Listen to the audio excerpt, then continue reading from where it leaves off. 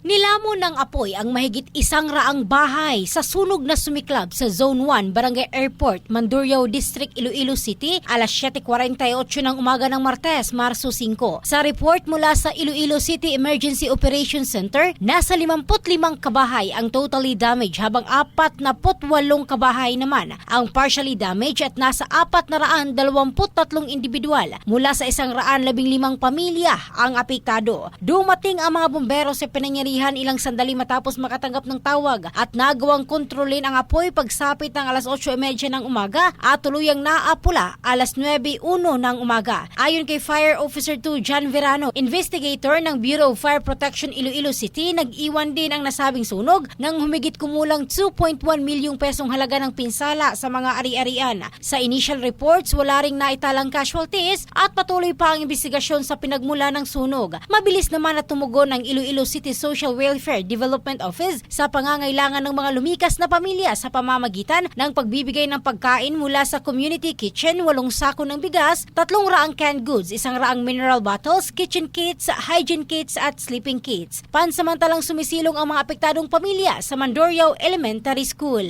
Ang bahaging ito ay hatid ng Drive Max Adult Herbal Capsule, lalaking laging umaangat in the heart of changing lives. Ito si Michelle Craste ng Brigada News Philippines, the Music and News Authority.